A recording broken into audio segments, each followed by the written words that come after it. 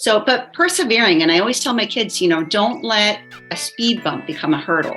Hello, friends, and welcome to another episode of Coffee with Tea. I'm your host, Tanya Tyler, and I'm excited because I'm going to be talking to Miss Terri Saito, and we're going to be talking about mompreneur and how 5 ways helped her become a better businesswoman. So without me telling her story, I want to first welcome Terri to the show. Welcome, Terri.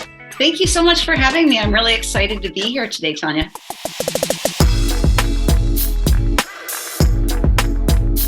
It's a pleasure to be here. And I always like to let people know how we connected. We connected on Alignable.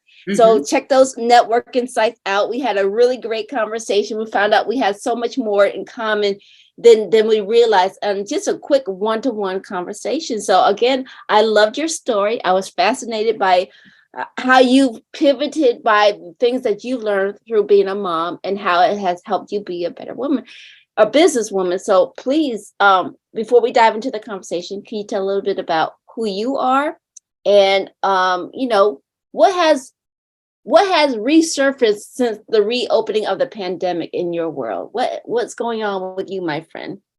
Okay, yeah. So that's a big old thing. So I worked in education, and in 2020, I was furloughed from my job, like many other people.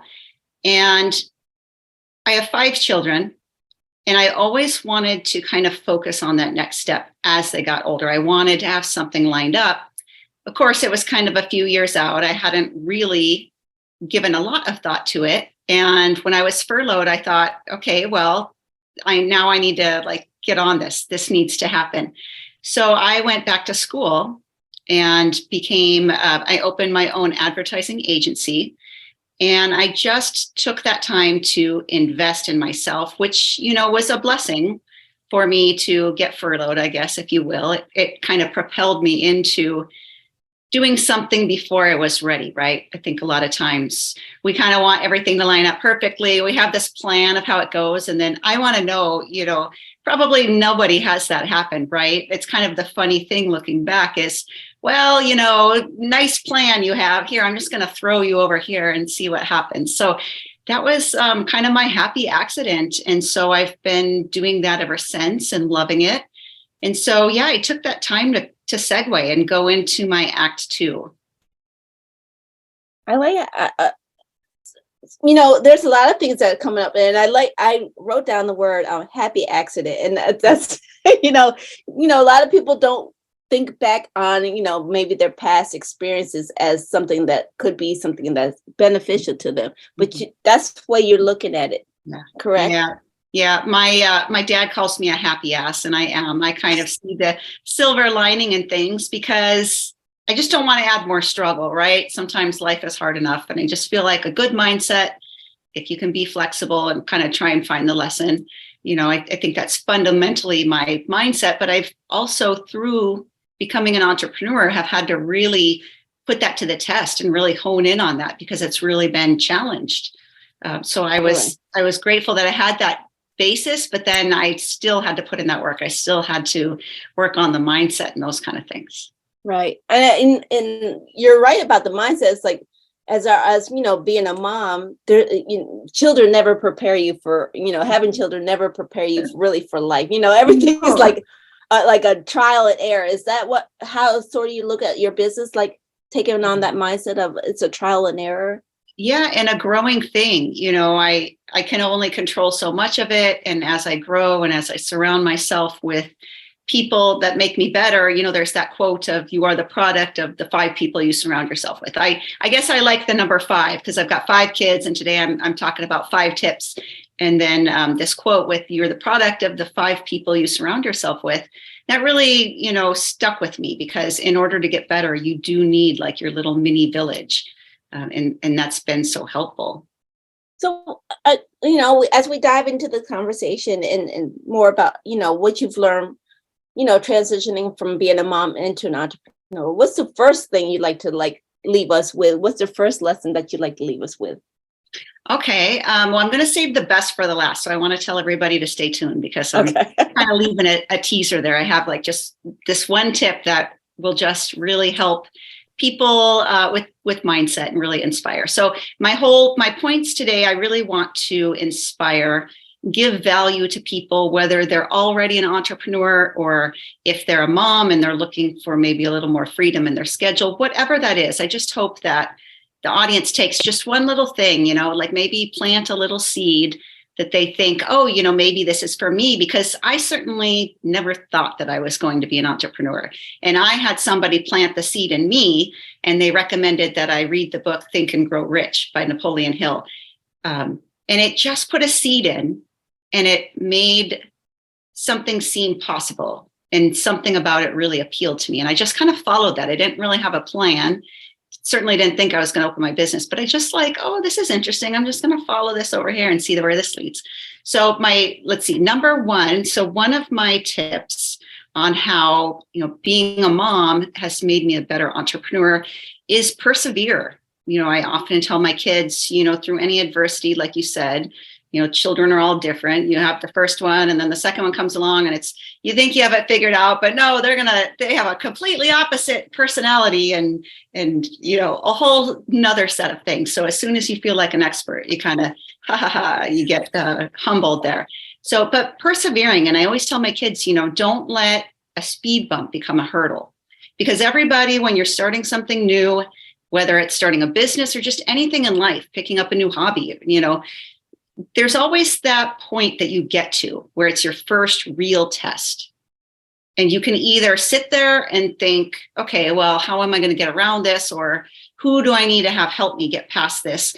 Or you curl up in a ball and you say, oh, I'm not meant for this. Entrepreneurship is too hard. I don't want to do this.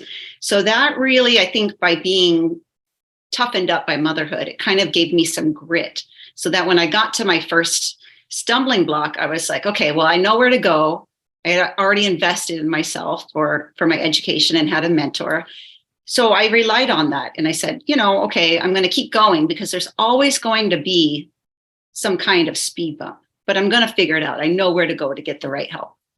Right. I like how you said, don't let the speed bump be a hurdle, because sometimes we make things like something that's so small be so catastrophic. It's like, oh my God, my world's coming to an end, or I'm a failure. And so that's a really great tip, persevere. I like that. Absolutely. The next one I would say is just inspiration. My kids have inspired me just in the things that they take on, and their personalities, and their ways that they challenge me to think differently about things. And I really like to inspire too with our clients that we work with. I really like to just get them really excited about this new direction. Usually it's when working with us, it's they finally want to do some paid advertising.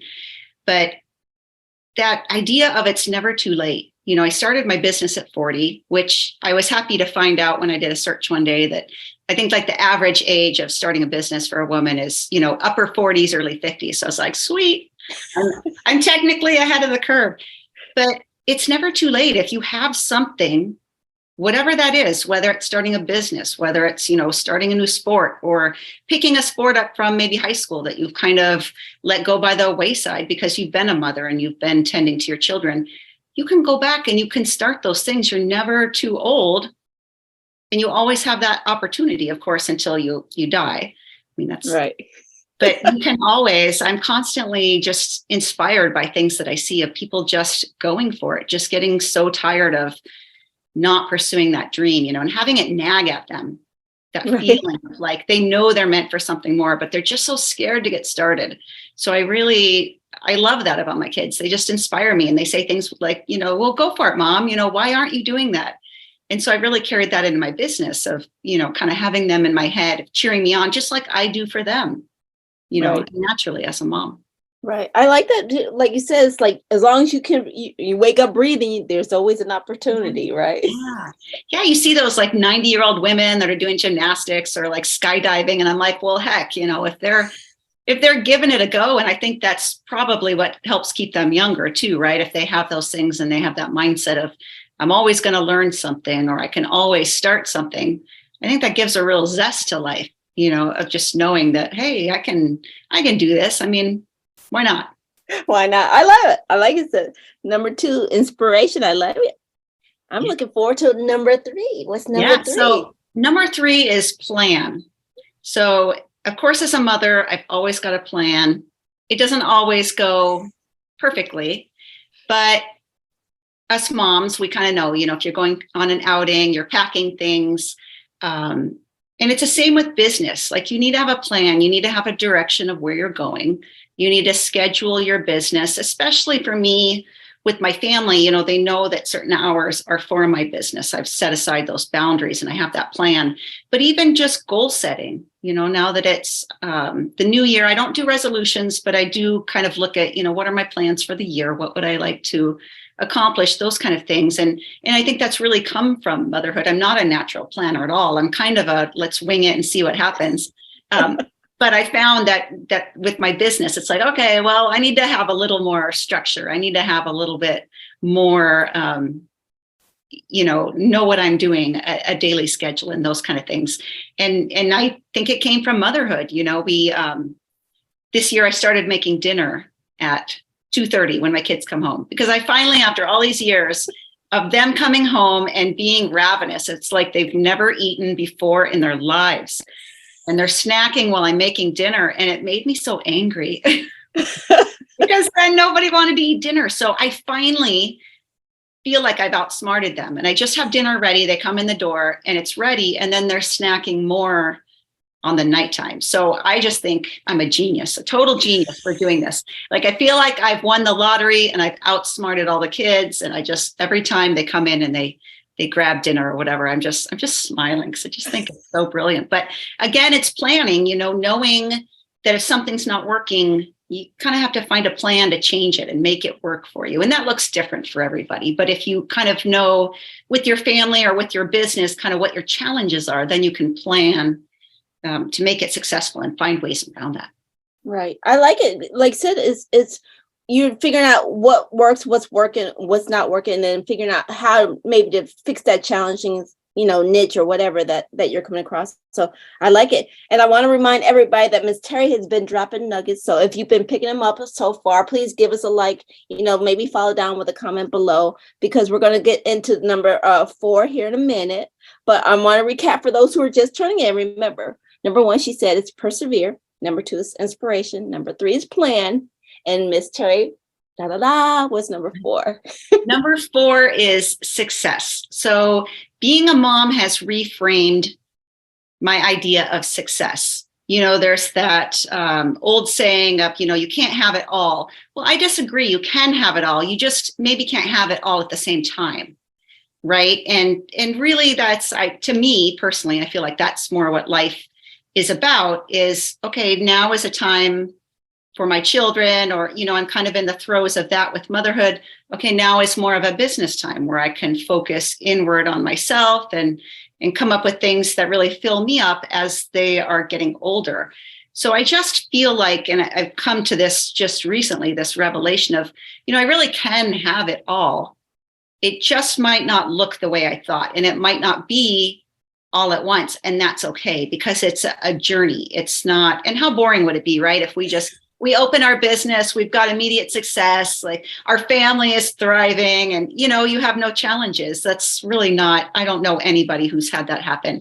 It's always, kind of a juggle, a give and take, learning how to balance those things. And motherhood really prepared me for that. I feel like those expectations of, yep, it's going to be a little bit better on this area, and I have to give from this side. But I think as women, we're really great at doing that. And so just recognizing too in your life, if you're thinking, oh, maybe I'm not where I want to be. Well, look at what you've done, and could you maybe reframe your idea of success? Like, this is going really well in my life, and these are my goals for my other area of life. Could you maybe put it a little more flexible in your definition of success? Right. I like that too, because I think another thing is, adding on to what you said, is we can have it all. It may not look like what it is. And I think, can I add also that define what success looks like for you? Because like I said, what other people might call success is maybe not success for you. Absolutely. Yeah, you have to know. And that's a really hard part I have found personally within my business is really getting very granular on what does that look like for me? Because of course, everyone wants to be successful, right? But when you think about it, or you ask them, well, what does that mean? Like, what does that perfect day look like that you want to have every day repeated?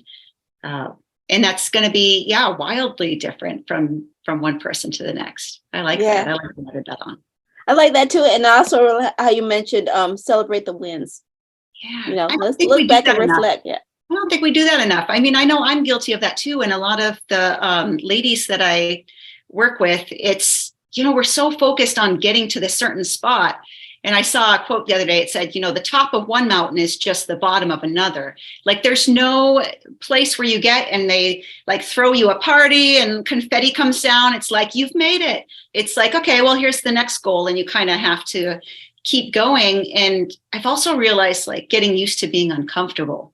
And being in that mindset of trying new things and getting out of my comfort zone, that doesn't go away.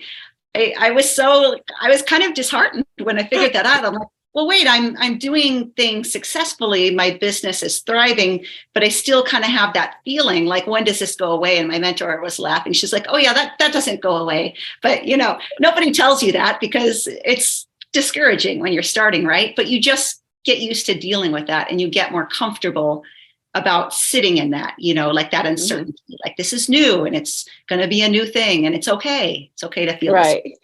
Right. I like it. And I know we're about to get to number 5. And this might be the way I might have to rephrase the question, because I always ask, it's like, what's the one thing you want them to take away? So this might be your top 5. You said save for the best for last. So what's the one thing, the top 5 you want to let us know? So this is my confidence hack. And I did this when I was starting my business. And that is, from motherhood, I borrowed confidence from other areas of my life when I was trying new things that I'd never done before. So when you think of you're trying a brand new thing, right? And you're thinking, well, I suck at this. I've never done it before. But really think about all the other things that you're really good at that you've done in the past. I'm sure everybody could take out a sticky note today and write down, 5, 10 things that they're really great at. And it's like, well, were you always good at those or did you have to learn? I mean, you weren't probably like, I love to run and I'm a pretty good runner. I wasn't born with that. I had to work on that over years and years.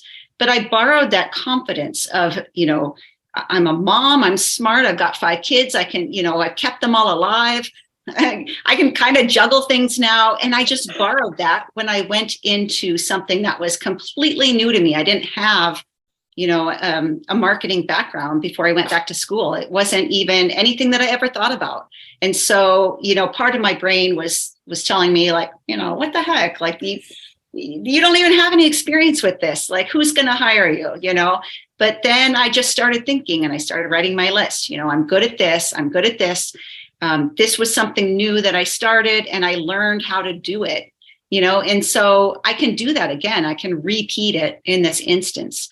So I would just say to everybody, today, make a sticky note of, even if it's only 1 or 2 things that come to your mind, but kind of keep it on your desk too, of things that you've done that you're proud of, that you had to work at, you had to learn, you had to be vulnerable or make yourself a little uncomfortable to reach them, and just kind of keep it hanging out, especially when you're working on a new goal, because when you see that sticky and you're like, oh yeah, I got this, like, you just kind of borrow confidence from other areas of your life.